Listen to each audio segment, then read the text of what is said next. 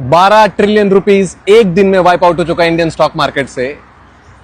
$1 94 rupees का हो चुका है, कोई ध्यान नहीं दे रहा। लास्ट ईयर इसी दिन 21 मार्च को $1 86 रुपीस का था।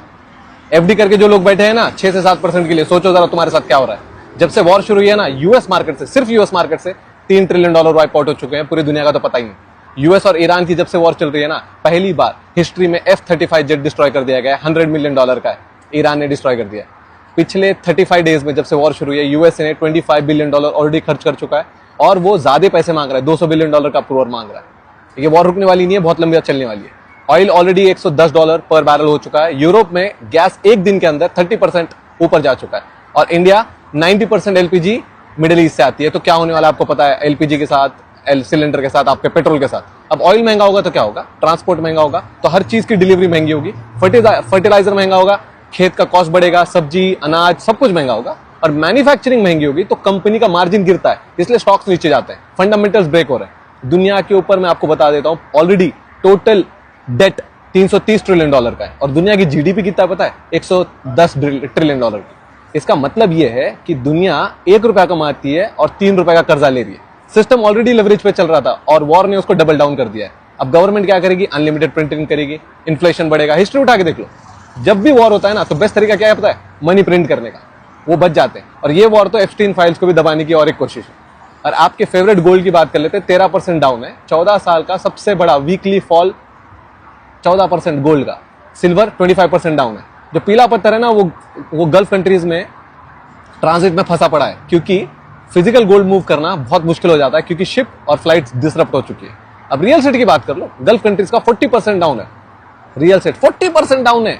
एक महीने के अंदर सारे फंडामेंटल्स ब्रेक हो रहे हैं। म्यूचुअल फंड, पेंशन फंड्स की तो बात ही मत करना, सबकी लगी पड़ी है। अब लोग पूछ रहे हैं भाई आप तो बिटकॉइन और आप क्यों जियोपॉलिटिक्स इतना डिटेल में कवर कर रहे हो? इसलिए भाई क्योंकि तुम्हारी जेब सीधा इफेक्ट होती है, तुम्हारा बैंक बैलेंस इफेक्ट होता है, तुम्हारे एसेट्स इफेक्ट होते हैं। Fix the money, fix the world.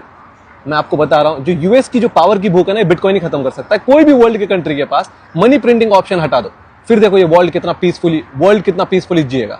तुम्हारा bank, FD, stock market portfolio, तुम्हारा गोल्ड, तुम्हारा रियल एस्टेट, सब कनेक्टेड है जियोपॉलिटिक्स से। अब तुम मेरे को पूछोगे तुम्हारी राय क्या है, क्या करना चाहिए? अगर तुम्हारे थोड़े बहुत पैसे है ना, तो बिटकॉइन लॉन्ग टर्म में बाय करो, छोटे अमाउंट में, वीकली, डेली, मंथली, छोटे अमाउंट्स में, ठीक है? लोन मत लेना, कोई भी बड़ा इन्वेस्टमेंट करने की मत सोचना। ट्रेडिंग, फ्यूचर ऑप्शन जो कर रहे हैं ना, मुझे मैसेजेस कर रहे हैं ना, भाई अपना पैसा लो और जला दो, टेंशन मत दो मेरे को, ठीक है? और अगर अभी भी बात नहीं समझ आ रही तो अपने राजस्थान के गृह राज्य मंत्री कौन है? सर अपन जानकारी है। फाइनेंस मिनिस्टर कौन है? सर मैं मैथ पढ़ा रहा हूँ। आप तो शिक्षक हैं, मैथ पढ़ाए, इंग्लिश पढ़ाए, ज्योग्राफी पढ़ाए, हिस्ट्री पढ़ाए, पॉलिटिकल पढ़ाए, कुछ भी पढ़ाए, आपको क्या सर अपडेट राजस्थान के गृह राज्य मंत्री कौन है सर? गृह राज्य मंत्री सर क्या है कि अभी मेरा रिटायरमेंट है, तो मैं आदित्य तो छुट्टी पे जा रहा हूँ। अपने राजस्थान के गृह राज्य मंत्री कौन है? क्या मालूम, जानती नहीं हूँ। ये 2026 का स्मार्ट स्कूल अपने राजस्थान के मुख्यमंत्री कौन है? राजस्थान के मुख्यमंत्री आलोक बेनीवाल। आलोक बेनीवाल, शाबाश। भारत के गृह मंत्री कौन है? सुषमा स्वराज। आप बताओ।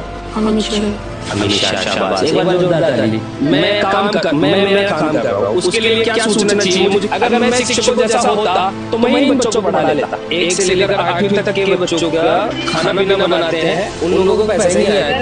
1 साल हो गई। जिन माताओं के हाथ से भोजन बनाकर इन नवनिहालों को मिड डे मील के नाम पर खाना खिलाने की बातें करते हो, उनको खाना बनाने वाली महिलाओं के पैसे 1 साल से सरकार से नहीं दिए जा रहे हैं और ऊंची डींगे हाँकते हैं। उस विकसित भारत की तस्वीर है कि ये छोटे नवनिहाल अपने देश का भविष्य इन दरी पिट्टियों में, जो कि आधी मिट्टी और आधी ये पट्टी है, समझ लो, ये इनके बैठने की व्यवस्था है। अमेरिका से बीट करेगा भारत। कोई सरकार, कोई सी हो, कांग्रेस हो, बीजेपी हो, कोई भी सरकार हो, इन बच्चों के लिए किसी ने कुछ नहीं किया है। शानदार चमचमाता हुआ डिजिटल भारत का 11वीं क्लास का बोर्ड, ये अलमारी देख रहे हो? इस अलमारी को मैं यूं कर रहा हूँ तो ये देख रहे हो? और ये देखो मेरे हाथ में।